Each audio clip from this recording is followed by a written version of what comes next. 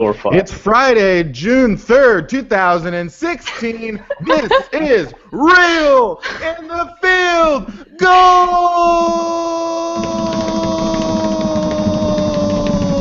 The weekly Seattle Seahawks podcast where we get together here on fieldgoals.com with myself, Kenneth Arthur, and Danny Kelly to talk about the Seattle Seahawks and the NFL at large. Oh, and we got a great guest here today, Mina of ESPN. She was just on SportsCenter. You may know her from Twitter when she's telling you what's going on Game of Thrones before you've even had a chance to watch it. You better get off Twitter or mute her or whatever you got to do. She's telling you what's happened. You couldn't possibly have seen Game of Thrones yet, but she's there to tell you what's going on. And she's going to tell us what's going on today on Game of Thrones. She's seen the next 3 episodes. She's going to tell us exactly what goes down. She's seen every episode of The Bachelor, every episode of The Bachelorette, and every Seahawks game dating back to 1976. She's got everything for us today. But, Danny, we'll start with you. How you doing? It's Friday. You got only maybe a week left before you're at the Ringer, or at least off of field goals and beginning at the Ringer in July. What's going on? What's going on, Kenny? How are you doing? That was a really, really good intro. That's probably actually your best intro out of about 70 episodes. Well, I'm just trying to bring up the energy.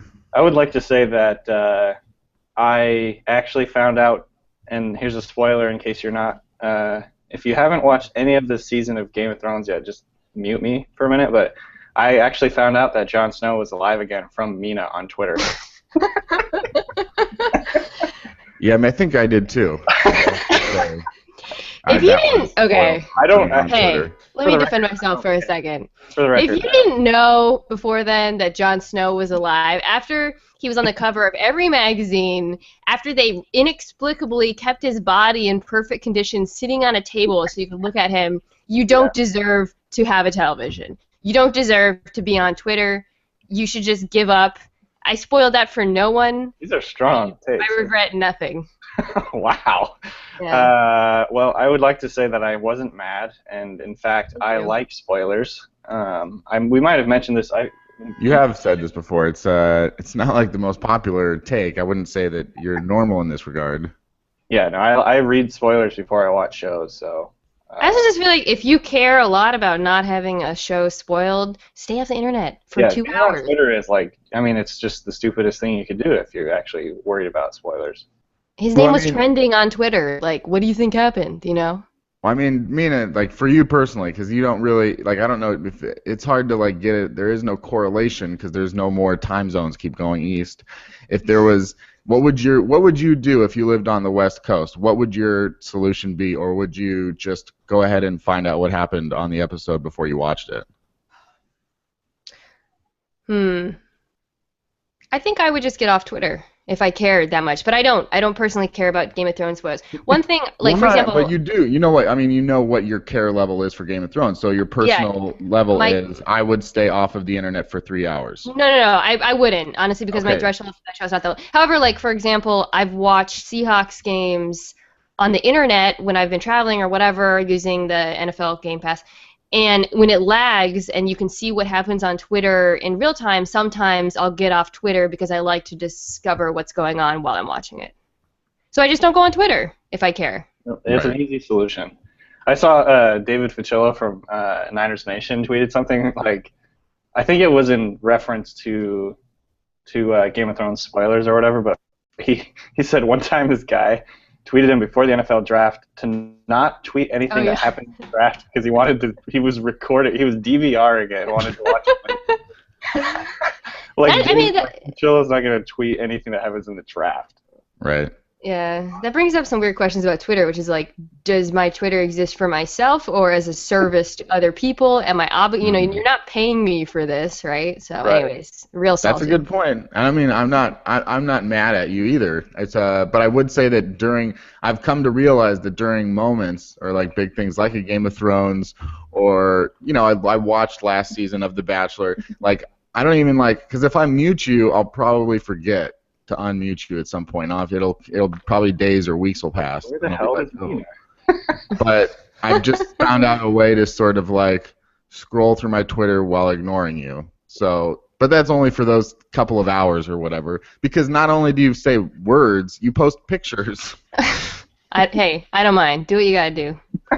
Well, I would hope you don't mind. Just like, I mean, if I don't mind that people are gonna how many people have complained? Well, it was just that one time, and a ton of people complained. I think I lost like 50 followers, actually.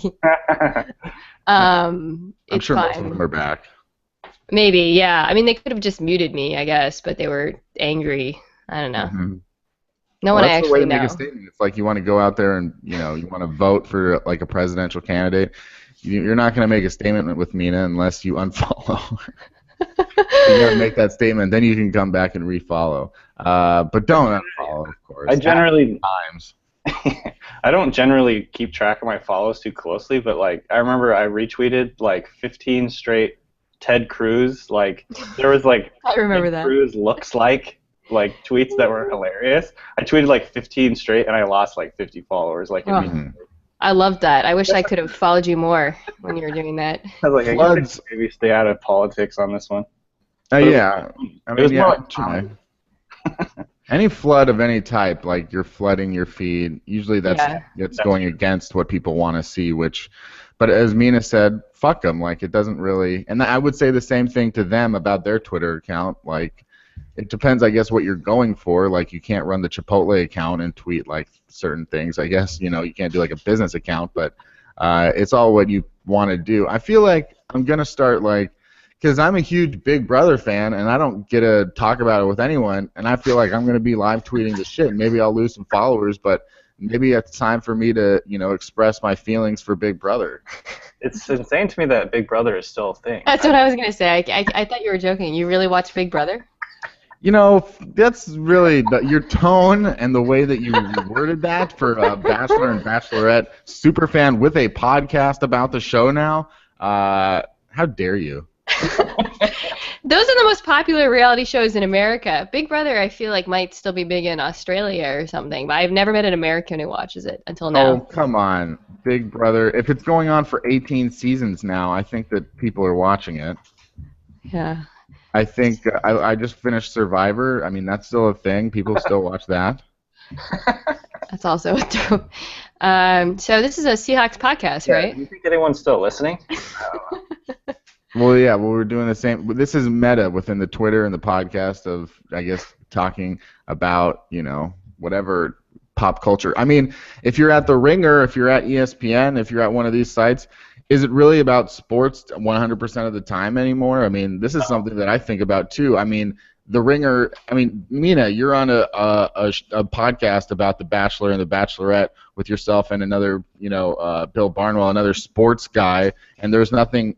It's the opposite of sports, I think, right? I mean, there's it's competitive and it's a tournament style, breakdown of these dating people, but sports and sports coverage has really expanded to a Game of Thrones podcast on The Ringer or a Bachelorette podcast. What are your thoughts on sports coverage and what it means today, like in 2016, Mina? Well, I think that it's more interesting, on SportsCenter that they have it, but with The Bachelorette, there's a tangential connection, which is Aaron Rodgers' brother being a front runner and a former NFL player to an extent being on the show. I would be interesting. I have no idea if they would let us talk about it if that wasn't the case, personally. It is an ABC show, though, right?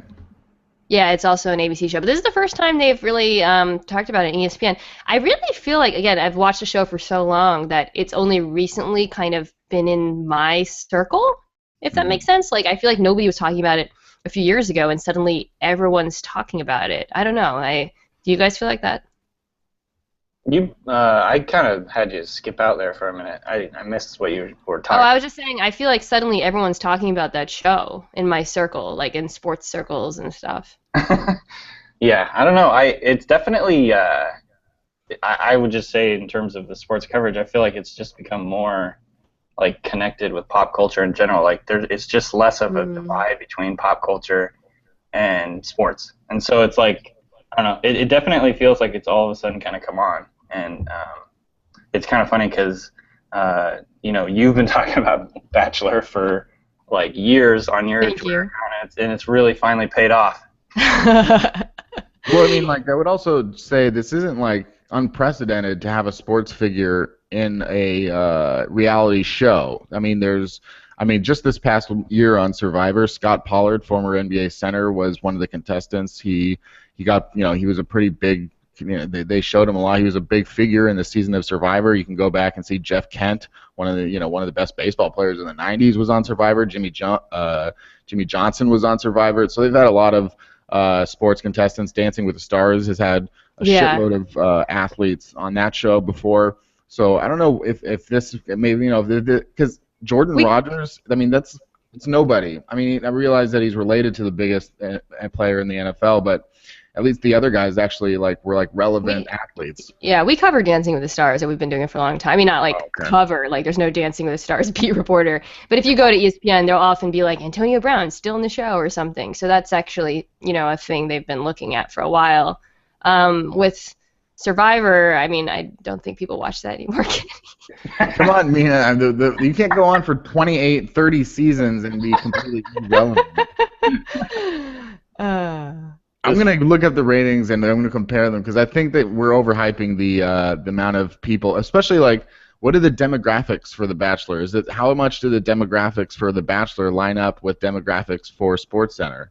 Aren't they supposed to be the thing where it's honey, I'll let you watch SportsCenter if you let me watch The Bachelor or whatever?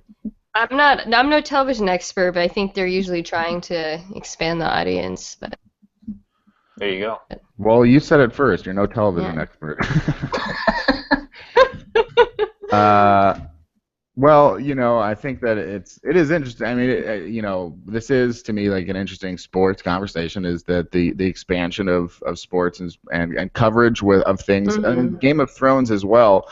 I mean, not a reality show, not real people, just simply a very popular thing. The Walking Dead. I'm sure, I don't know what The Walking Dead status is over at The Ringer or whatever, but I'm sure it's going to be covered, and that's a terrible show, so that's another thing where it's it's not even a good show. But, I mean, Danny, do you still watch The Walking Dead? No, I gave up after a couple seasons. It was just too dumb. But I will say I have been becoming really obsessed with Game of Thrones lately, and part of it is because of all the coverage around it, And it's you want to... I've been watching the After the Throne show on HBO. It's the Ringer's post-game recap or whatever, and it's kind of made me want to read the books more and get more obsessed about it, just because they talk about it's such an intricate story. And but yeah, it has nothing to do with sports really. It's just kind of again, it's the meshing of sports and pop culture. Because I mean, if you look at the Ringer right now, there's a Beyonce article, there's an NBA article, there's something about The Bachelor, there's something about pop star, the Andy Samberg Don't Stop Never Stopping or whatever, album of the year, A Future Where Pets Don't Die. It's just it's a whole the whole. Wait, back that up. What? So there's an article about how you can cryo freeze your dog. Oh my God. In the hopes that someday you can bring him back to life, him or her. Hit me with a link later. Yeah, I will. I actually thought you might like that. Yeah, I definitely would. So, yeah, I mean, it's just kind of, I think that it feels like that's the way that the sports coverage is going from a bigger point of view. And I mean, even at SB Nation, if you look at SB Nation's main page, they talk about Game of Thrones, they talk about pop culture. It's a whole spectrum of things that they talk about. It's not just hey, here's our sports stuff. It's funny reactions. It's everything. It's and it's pretty linked to Twitter too. Just how people interact with each other. I'll say this one time and then I'll let it go. Mina, do you want to know the ratings of The Bachelor versus Survivor, or should we just move on? Let's hear the ratings. Okay. The ratings for Survivor season 31, I think, this past season, Survivor Ka Rong, were 11 million. The ratings for The Bachelor this season in 2016 with Ben, 8 million. It's crazy. No one I know. It must be an older person show or something. Is it internationally watched a lot? Yeah, break down the demographics, Ken. Get into that. Well, it says 18 to 49, The Bachelor. Then I think that the Survivor one wasn't broken down, but I'm pretty confident, just based on. I mean, they've had a much. I don't know. It is different demographics and things get talked about. It's just the same way, like, when things get talked about more on an ESPN, or on a thing. It's like, okay, well, this is the thing. This is like sort of a part of pop culture. And Survivor is less of a part of pop culture, even though more people watch it. I still feel like. If you're not talking about it, you're not going to be more aware of who's watching it. But I think definitely the status of a Survivor or a Big Brother, in the eyes of people of our age or that are paying attention to the things that we pay attention to, like The Ringer or an ESPN or something like that, would think, of course, based on this coverage, that it is way more popular when it's probably more on the same level in terms of viewers. It's like CBS has the highest rated shows, right? And nobody knows who the fuck is on NCIS. This was like the Mad Men phenomena, right? Or like there's with prestige television shows, if you live on Twitter, you think they're so much more popular than they actually are because you live in kind of sort of a bubble. But anyways, we can move on.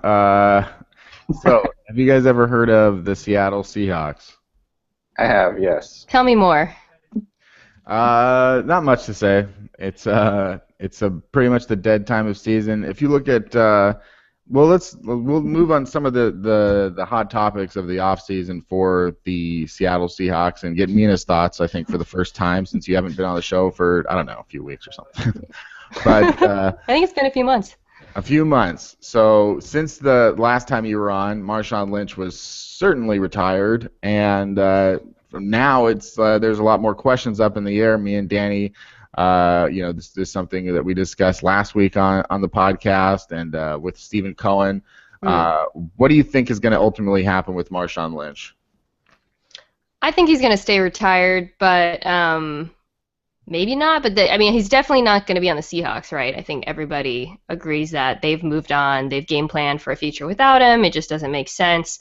So then the question is he going to come back to the NFL at all? Obviously, nobody knows what Marshawn Lynch does or is thinking. I think it's not likely. But, I wonder how it will feel watching him in a Raiders uniform or whatever if that was to happen. I guess it would be odd, especially because I don't think he'll be that good. He would be that good if he came back. Right. How weird would it be to see Bruce and Marshawn on the Raiders? That's just like stealing our swag. I know, taking like the two coolest players ever. I don't know. I just don't think it's going to happen. I mean, what does he really have to gain from it besides more money? It just seems a little bit odd. Yeah, I mean, he just might want to keep playing. I mean, he might just still enjoy playing football. And who knows? His identity, I think, and he's always had sort of an identity issue. Yeah, well, I get, I guess he has his own self-regard of how much his performance declined last year and what were the reasons for that. He didn't look good in any of the games. I mean, I don't think there was a single game, right, where he really looked like his old self. Right. So, but yeah, for the Seahawks, for us, it's almost irrelevant. Yeah, it'll be, I guess, interesting or not interesting to follow. So far I'd say most of the news. Like last night, someone tweeted out a picture of Marshawn Lynch with MC Hammer. This is what I would care to see. That's as far as, I like that stuff. I like seeing Marshawn on a camel or whatever, and I like seeing him doing silly things, and with my childhood heroes like MC Hammer, all good for me as far as coming back or whatever. MC Hammer was a hero of yours? Yeah. Okay. What is this now? This whole odd podcast episode is just hating my favorite things. Well, I don't hate MC Hammer. I just wouldn't list him among my heroes, I don't think. Well, when I was 9 years old. That's fair. Not a current hero. I'm not still out there. I mean, come on. I got the Hammer album that was like after I can't even think right now, but it was like his Hard Edge album. I was still with him up to that point when he dropped the MC. But yeah, I definitely have. Funky Headhunter, that was the name of the album. He made some missteps. What can you do? Alan, And just some other stuff here. Alan Hearns, a 4-year, $40 million deal. Doug Baldwin in a current contract, perhaps negotiations. Mina, Alan Hearns, Doug Baldwin. I mean, it's easier to like sort of say that we would prefer Doug Baldwin because he's here and we've seen him and he just led the NFL in touchdown catches. But we've also seen him. We've got a lot of data on Doug Baldwin. Do you think that he's better or more valuable than someone like Alan Hearns, or would you say that where would you say that things stand with Doug Baldwin's contract extension?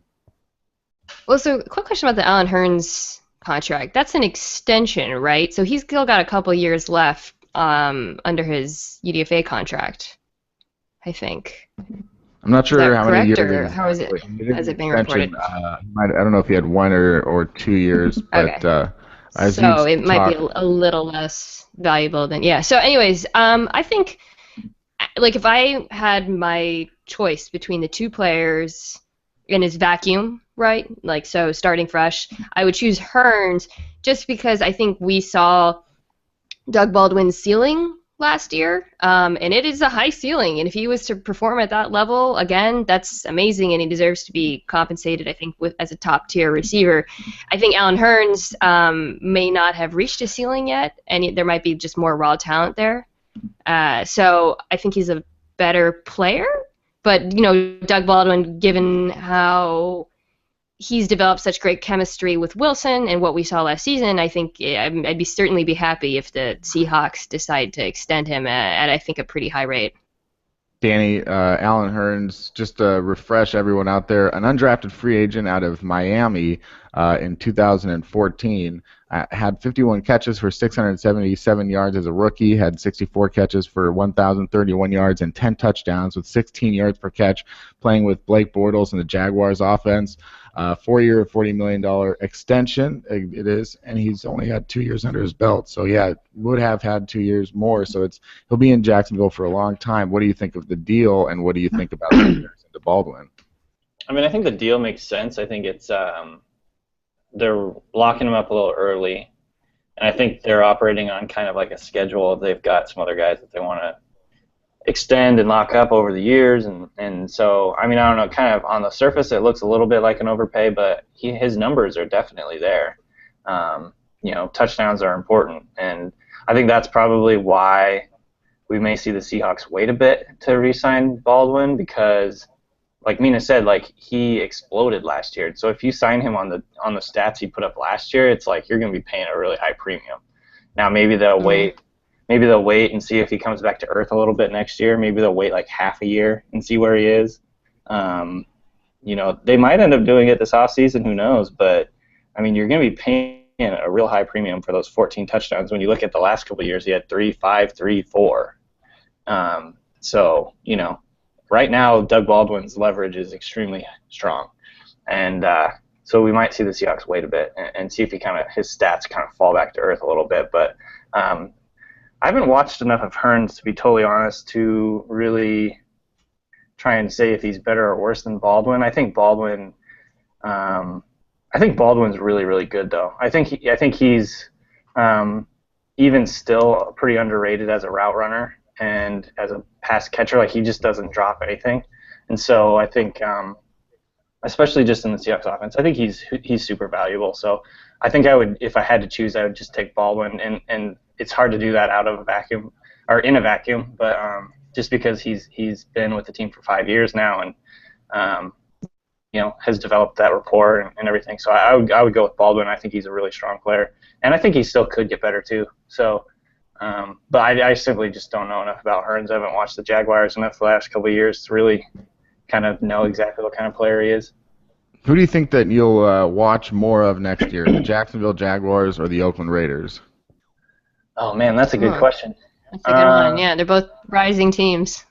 Rising teams, Seattle connections, definitely. Probably the Jaguars, honestly, because they've got. I mean, it's hard. It's tough because you can say the exact same thing about the Raiders, but I just think the Jaguars have a really interesting roster. It'll be really interesting to see kind of what happens with all that. Like, they made some big moves in free agency over the last couple of years. They're starting to get stacked on offense. I like what they did in the draft with Jalen Ramsey and Miles Jack. So you really want to see what happens with those guys. But on the other hand, then you want to see what Bruce does in Oakland. They got a couple big names in free agency as well. The corner from Kansas City, see how much he changes things for them. And so yeah, I mean, I think both of them are super fascinating. Those are probably the top two, I would say, in terms of teams that are intriguing for next year. Compared to last year. Mina, you got the Jaguars, the Raiders. Yeah, I was gonna say also I would also go sports news perspective. I think if they don't go 8-8, I don't know how much. Well, let's see. What was their record last year? The Jags? Really quick, yeah. The Jaguars last year were 5-11. 5-11, yeah. If they don't go 8-8, I don't know if Gus Bradley keeps his job. So that's kind of another interesting dimension to that team this year. They've built up such a talented roster, and that division is really there for the taking. So they really need to make a jump. Mm-hmm. Yeah, I mean that's the other thing is that division is like really weak. And if you're talking about the Raiders, they're going to have to compete with the Broncos, Chiefs, and even the Chargers. Could be better this year. But meanwhile, in the South, you got the Texans, who are doing the whole Brock Osweiler, experiment, I guess. Because they don't really know what they have with him, and then the Colts are the Colts. You just never really know what you're going to get from them, and the Titans are still building, I think, and so. The Jaguars to me should be like, I think we did this thing, Kenny, a couple of weeks ago where we picked our favorites for each division. I think I might have picked the Jaguars. I can't remember, but. If you look at the Jaguars right now, coming off of a season in which they were 14th in the NFL in scoring, pretty good. They've got 2,000-yard receivers with Allen Robinson and Allen Hurns. Blake Bortles is definitely a good quarterback and something that's hard to, there's not a perfect quarterback by any means yet, but certainly a passable one. Julius Thomas and Mercedes Lewis is still the tight end spot. They added Chris Ivory over the offseason to go with TJ Yeldon and Denard Robinson. They've got Luke Jokel. They signed Kelvin Beachum. They've got Jeremy Pinnell from last season. So the offensive line, I think, still is some question marks, but also some good players on there. The defense has added Malik Jackson, and they're getting Dante Fowler Jr. back. They've added Miles Jack and Jalen Ramsey through the draft this year. Jonathan Cyprien at safety. They added Tayshaun Gibson at safety. Devon House, one of their free agent signings from last year. Senderick Marks, one of the better interior rushers. Jared Odrick, that they added last year through free agency. So certainly you could run through this roster and name a lot of really interesting or good to great players. So.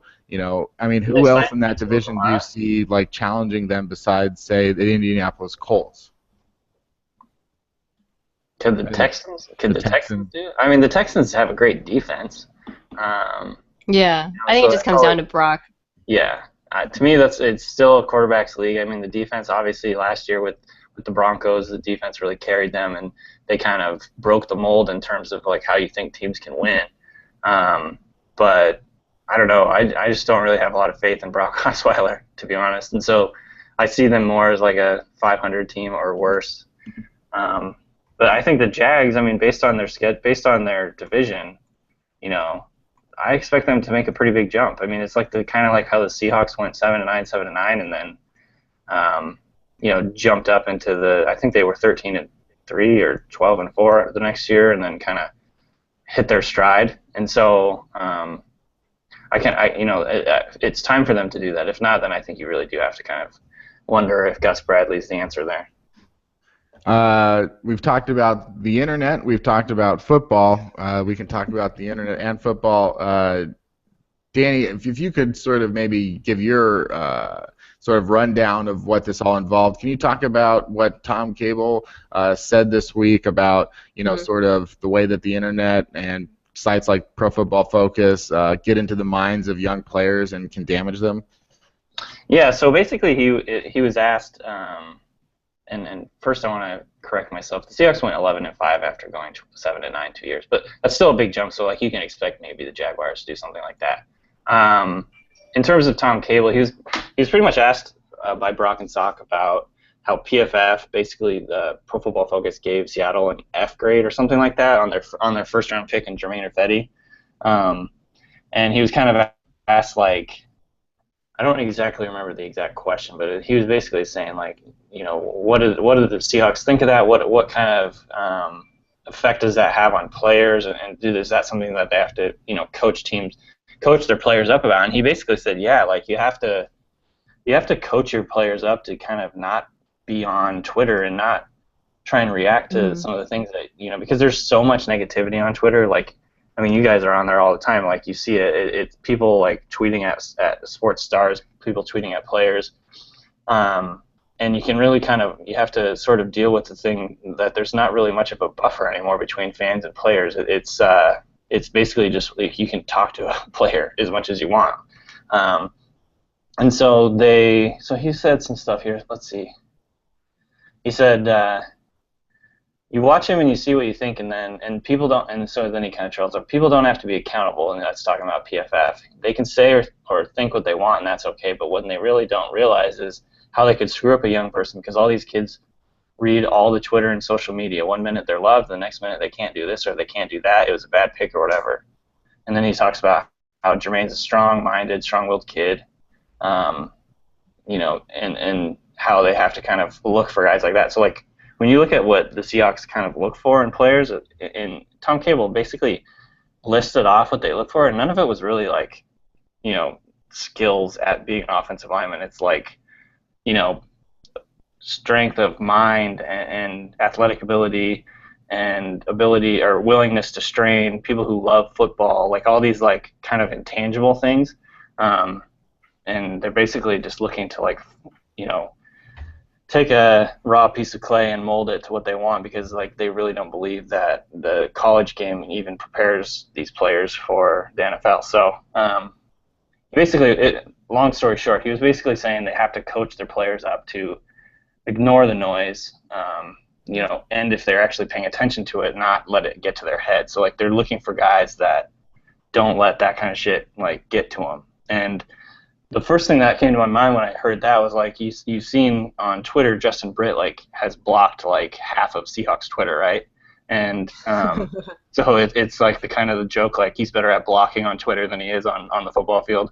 I wonder behind the scenes what's gone on with that, like, is that his way of kind of, closing out all the noise? Because, I mean, frankly, I don't know why he's on Twitter in the first place, but I think that kind of points to the whole, like, battle that players have to deal with in dealing with that. Like, there's no buffer between fans and players anymore.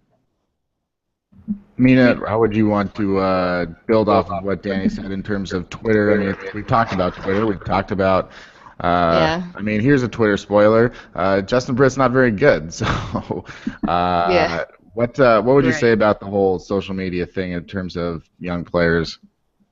Yeah, well, the Justin Britt example is interesting. I remember Danny O'Neill wrote a piece about how he had, I think, tweeted or written something about how Justin Britt blew his cover, or, like, missed a block or something, and then it turned out he was wrong, so he wrote kind of a mea culpa, and I remember kind of retweeting that and being like, wow, this is a cool piece by Danny, and Justin Britt's wife immediately favoriting it, right, who I didn't even tag. So it's funny because I think this is a issue that goes beyond football players. It is something that affects everyone, which is, like, how much do you let what people on the internet say affect you? And it's very easy to say don't, but, we're all human beings, and when someone says something, for me it's always, like, hard, because when a guy says something, or a woman, let's be honest, it's a guy, says something 90% of the time, if it's stupid, I don't care at all. Like, if it's like, go in the kitchen or whatever. But I've definitely been affected by criticism. Like, I remember when I first started doing radio interviews, I saw some comments about, oh, she has, like, vocal fry, and it made me incredibly self-conscious about my voice, so much so that I was like, this is maybe a little bit too revelatory, but I was practicing talking without it and almost, like, trying to change my own voice. Like, how messed up is that? Yeah, so imagine being a professional football player and seeing these people say things about you, and how could it not get to your head? So I think actually it's pretty cool that Tom is thinking about that and engaging with it and trying to help them deal with it, because it's a real thing that's happening. You can't put your head in the sand or just tell them not to be on the internet at all. Yeah, I mean, I think like in our profession, back in the day, it would have been like you write an article, you submit it to your editor, they publish it in a magazine or in the newspaper, and then you move on. Like sometimes maybe you'll get like a letter or something like that. Yeah, But letter. now there's like there's like comment sections which are very, very popular. And I mean, just speaking from field goals point of view, it's like we have like 3 or 4 guys that moderate like daily, like all the time, and you still get shitty comments. Like I mean, it's like very, very Yeah. like field goals is very, very good for that, but like, and we have to be very, very, very vigilant about like making sure there's not just like total filth on like the comment section all the time, because it's just like that's just like the internet for you. I mean, Yeah. I can't really relate. Nobody's ever criticized me, and everybody has always sort of said, like, wow, this guy is somewhat good. Like, he's perfect record. He's never made a mistake, and he's not some clown. Love his Big jester Brother in take. Yeah, I mean, people call me a shitty writer all the time, and definitely don't take me seriously. A lot of people, I think, because I do write about silly in a silly manner. But it's like, I don't know. I just want to say to everyone, hey, I can be silly and still have knowledge about the NFL, so thanks.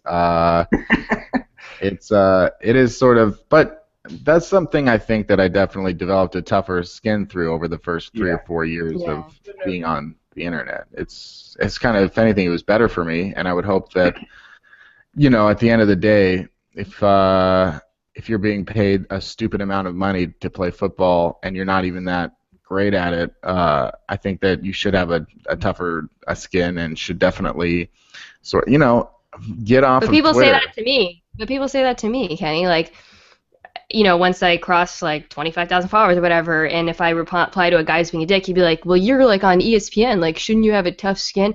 I'm not saying that it's wrong to expect them to be professionals, but I think it's just important to empathize. Especially some of these guys, they're not famous. Like, I don't think Russell Wilson's checking his mentions and crying when, a million people call him an idiot. But, like, a lot of these offensive linemen or, like, low-key players, like, they don't have that many followers. They probably do see everything. Despite this, Daryl Simon still doesn't reply to my many tweets at him. I don't understand why. I follow him and unfollow him. So he has, like, 2,000 followers. I'm like, why won't you notice me? But, I don't know. This is a longer discussion about the internet and human empathy and whatever, and I don't think you're wrong in saying, like, nut up a little bit, but I do feel for them, I guess, is what I'm trying to say. I'm not saying that you need a pep talk, but my pep talk to you or to anyone that was in that position, it would just be simply, they follow you. You don't follow them. They follow you for a reason. You're where they want to be. Everybody who is, criticizes a Justin Britt or a Mina Kimes or whatever, they're watching you. You're not watching them, and it's a jealousy thing. And I would sit there and just say, like, hey, this is simply, if you could switch places with me, you would, but you can't because you're not good enough, and it's sort of your cross to bear. The haters. F the haters. There's nobody really going on. I'm not criticizing, I don't go around spending much of my time criticizing anyone. I mean, I think that's another thing, is that I'm far less critical of other people because we're in this position. Well, I think this taps into one more interesting thing, which is that the amount of confidence it requires to be a professional athlete. I think we think so much of the game as just being, raw physical talent and practice and drive and intelligence, but confidence is huge. I mean, that's, I think, a huge maybe undercovered reason why Russell Wilson is so good. And a lot of players is just sheer confidence. Like, he's an insane person, and that's not necessarily a bad thing. Yeah, exactly. And Justin Britt is very human. Now that we've spent, a good amount of time criticizing our Twitter followers, let's take some questions from them. You've gone out on Twitter and asked for some questions. I'll start with Seahawks questions. Mike Wazowski at @hparks_. How did you get H Parks if your name was Mike Wazowski? That's my question to you. The depth this year seems great. Who will you be the most disappointed with about being cut, Mina? Ooh. That's a good question. That is a good question. I'm trying to think of, like, players who would... I mean, I would be very disappointed if Thomas Rawls was cut, but let's focus on actually players who might be Right. cut, right? But depth chart, but you would say at running back there is going to be probably a tough cut. There's a lot of Yeah. guys there. I mean, I guess Christian Michael is a pretty strong candidate for that. Although I think at this point I've emotionally disattached from him enough to where I wouldn't be too affected if he was cut. I'm just looking down. I think T-Jack might be one. I think, not cut, but not signed. I think there's a good chance he's not on this team. So that's definitely one. What about you guys? I'm gonna say Paul Richardson.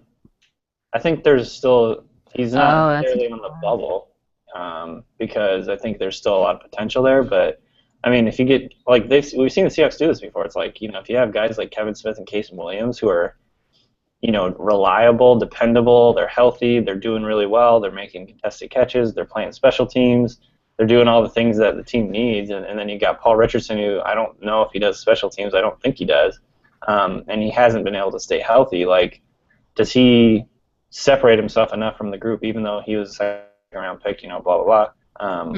Does he separate himself enough from the group? Is he valuable enough for them to keep? That's going to be something I'm going to watch pretty closely.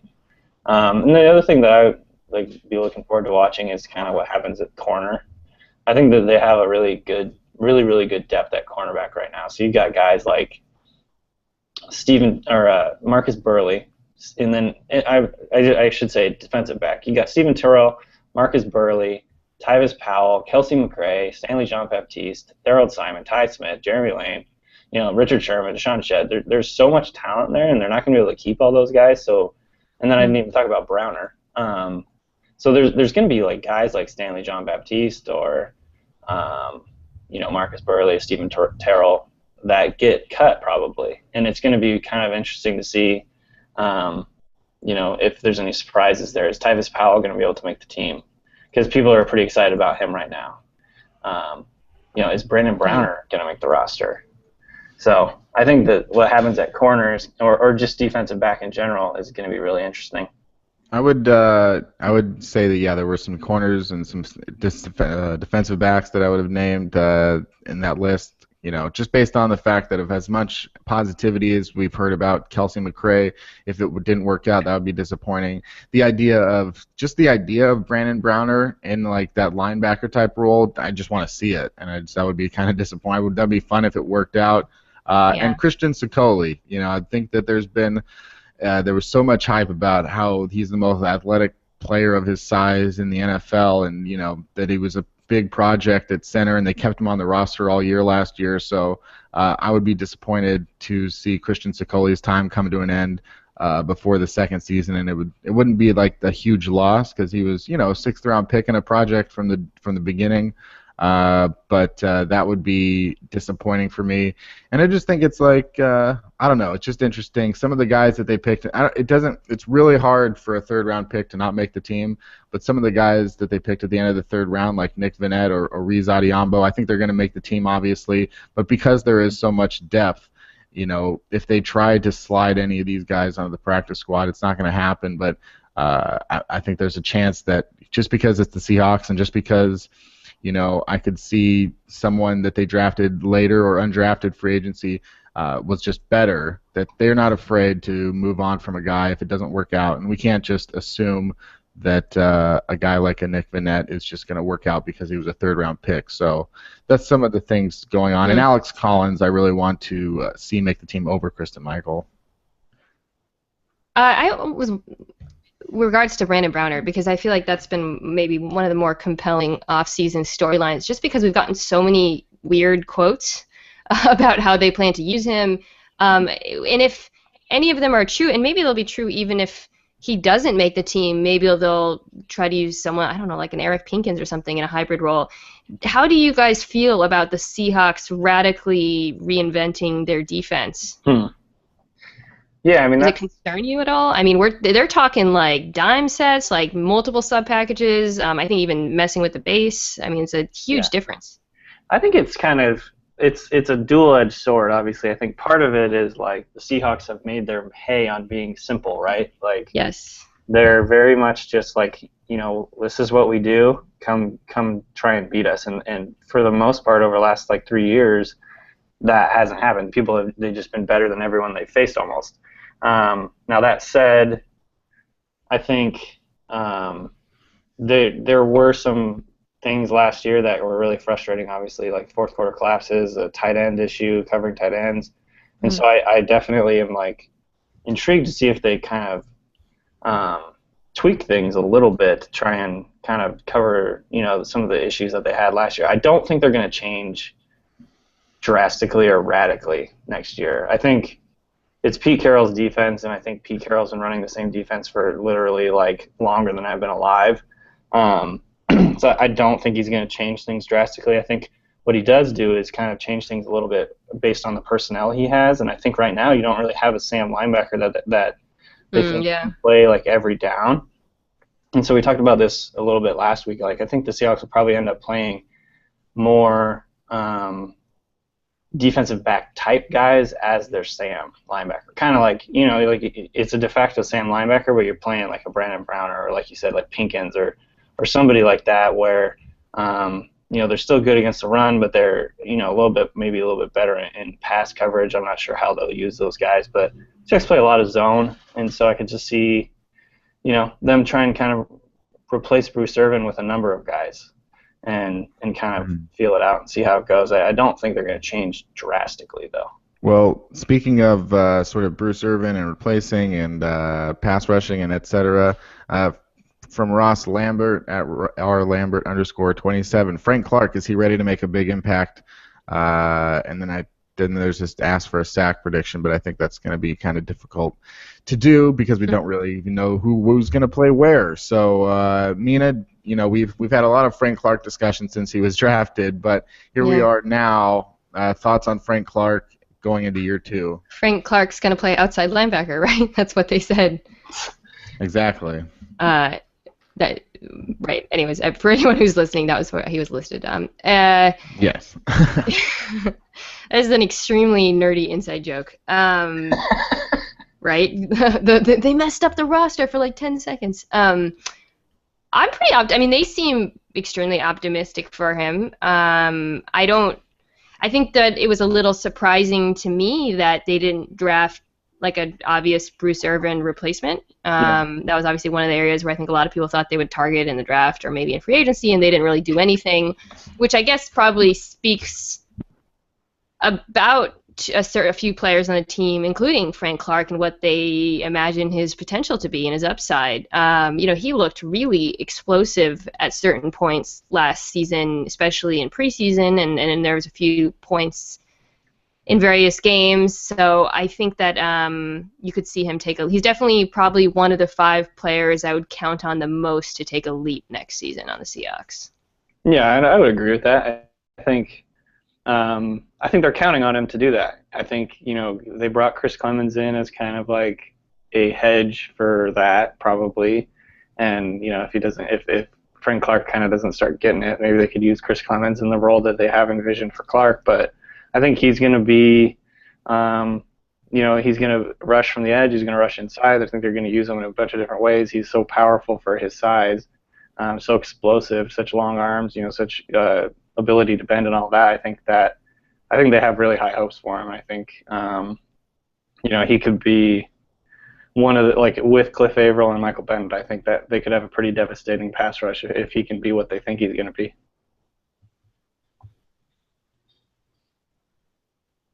Ken? Yellow. We got more questions? Yes, we got. This is. Let's move to this one from Ryan Carpenter, a guy I went to college with at _MRRC. What will be the biggest surprise on the O-line coming out of camp? The expected offensive starting line probably looking like Gary Gilliam, Mark Glowinski, center, Jermaine Ifedi, Jamarcus Webb, Reese Adiambo's in there, Patrick Lewis, Joey Hunt, Justin Britt at center.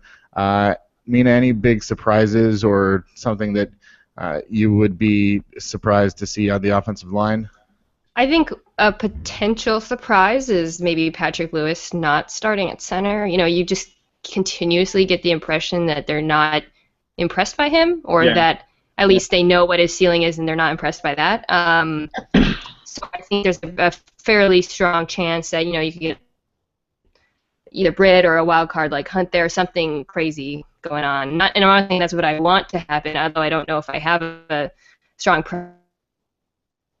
So I thought Lewis looked great up the stretch at points, but I think that's something that could happen. Yeah, I would agree with that. I think when Kenny started asking that question, I thought immediately that it would be a surprise to me if Justin Britt was the starter at center. After kind of the debacle that we saw last year with like starting a center that really hadn't played center, Yeah. with Drew Nowak. But I think to me that would be the most surprising thing. If Patrick Lewis isn't the starter at center, it's going to be pretty interesting. And frankly, I just don't have a ton of faith that Britt will be able to pick it up quickly enough to start immediately. Maybe he has some upside there longer term, and that would be awesome. But I mean, you're talking about a guy who's making a position switch, and it's like we just went through this. Like, I don't want the first to be like a total debacle because he hasn't mastered the nuances of playing a position and one of the most important positions on the line, really. So, yeah, to me that's worrisome. I think they should go with Patrick Lewis just right now. Obviously, if we'll see what Britt looks like in the preseason, but it's nothing against Britt. It's more the position change issue than what we've seen from Britt at the other two positions. So, that's why I think Hunt could actually be kind of Joey Hunt could be a dark horse for that because he's played that for a long time as well, and they seem to really like his pass pro chops and everything. And so it's just going to be an interesting battle at center again. We'll take one more Seahawks question. At 54 Enthusiast, is Michael Bennett actually the team's best defensive player, even over the usual suspects? Starting with you, Danny. There's a lot of great players. The ones that you mentioned the most are probably the Earl Thomases and the Richard Shermans. But would you say that Michael Bennett is the most important player on this defense, or the best player on this defense? The best player? I know that we got to let Mina go here in a minute, so I'll keep it pretty quick. I think it's very tough to make that the best because there's such different responsibilities. I actually still kind of think Richard Sherman is the best player on the Seahawks defense. I just think he's just fucking dominant. So I would probably say Richard Sherman. I think Earl Thomas deserves to be in that conversation. Then Michael Bennett's up there for sure, but I would say Richard Sherman. I was going to say Richard Sherman as well. We're in total agreement today. It's funny because best and most important, it's like they're two different things, and I think best relative to other players, who's likely the most to be in the Hall of Fame. I think just sheer talent, Richard Sherman I think he's actually the most talented player on the entire team, offense or defense. I mean, he's dominant. Yeah. He was also I thought the entire pass defense was extremely underrated last year, especially when you really dig into the numbers and look at what they had to do and how much time opposing quarterbacks had and the amount of coverage they were, despite, as we've talked about earlier, messing up a few times with tight ends, up the seam, whatever, they were really, really good. And Richard Sherman was really, really good. I think he had like one or two high-profile missteps. So, we have, what is it like? It's like there are 3 or 4 players that could arguably be, in the top 3 position group in the entire NFL. Like, that's bonkers. So, it's a tough choice, but I would go with Sherman. Yeah, and I would even add to say just, his physically and as a football player, one of the best of the last 5 years. But, I don't know that the Seahawks win the Super Bowl or go to the Super Bowl without sort of his just a demeanor, as much as it's sort of criticized. I think his attitude and demeanor and the way that he sort of approaches the game and leads the team probably has a big factor as well. Mina, before we go, I just feel like we're here now. You're a huge Mariners fan. Daeho Lee, everyone's asking us about Daeho Lee on Twitter. I mean, the Mariners just had the greatest comeback. They were down 10 runs, to the San Diego Padres yesterday. I saw from ESPN Stats and Info that it was the first time since 1990 that a team had come back from 10 or more runs to win when they were down by 10 or more after the 5th inning and only in 9 innings. So there were a lot of caveats, but it was an incredible comeback. 16-13. Thoughts on Dae-Ho Lee and the Mariners? I mean, it was insane. I went to bed before the comeback, or I was off Twitter or something, so I woke up to it and was just like, what? What happened? That's like one of the few times where it's nice to wake up to a Mariners scoring. It's awesome, man. I mean, yeah, I do. I'm probably a bigger football fan than a baseball fan, although I don't know how much of that is recency bias, but it's been so exciting. And, my mom's really gotten into it because of Dae-Ho, which I think is really cool, and is always texting me about him and, like, reading Korean news. But it's really fun. It's so cool that baseball is suddenly big in Seattle again. I think, I was in town very briefly, saw Danny and Jackson and Meg for a second, and just seeing people walk around in Mariners gear is just crazy. So it's funny because I think I asked you guys, would you watch if you had to choose, would you watch a Mariners playoff game or the Seahawks opener? And I would choose a Mariners playoff game. Wow. Is that crazy? That's a tough one. I still feel like I'd probably watch the Seahawks. But I do really, that said, I really do enjoy seeing the Mariners like ignite the excitement of the Seahawks or of the Seattle fan base again. I mean, it's been so long, and it's just really, really cool. I grew up loving the Mariners, like I was obsessed with the Mariners, and so it's kind of fun to get get that love and feeling back a little bit. To ask that question, it's like to say, would you rather watch the Seahawks opener or a Mariners playoff game? It's like saying, would you rather watch a sunset or Halley's Comet pass over the sky? It's like, well, one thing is going to happen every day, and one thing is going to happen once in your lifetime. So I guess I would watch the Mariners playoff game. Yeah, I would go back and forth, to be honest. But I'm looking at picture, so. Yes. This could be. That's true. We do not have to choose. So, well, it's been an interesting show with a lot of. I think we've covered a lot of topics that we didn't even necessarily know we were going to cover, but then the others that we got into and took some Twitter questions. And Mina, is there anything that you want to promote that's coming up on ESPN? Not anything anytime soon, but stay tuned in the fall. Stay tuned in the fall. There you go. That's a teaser. I'm playing a long game. For anyone who's listening to this and is a Bachelorette fan, please subscribe to the Bill Barnwell Show for our Bachelorette podcasts. There you go, Bill Barnwell Show. Follow on Twitter at Mina Kimes. I'm just going to wrap the whole show right now, so follow on Field Goals at Danny B. Kelly because he's going over to the Ringer, and I'm at Kenneth Arthur S. And the future of the show will be announced at some point, so stay tuned for that and subscribe on iTunes because it's still going to be here. So until then, keep it real in the field. Goals.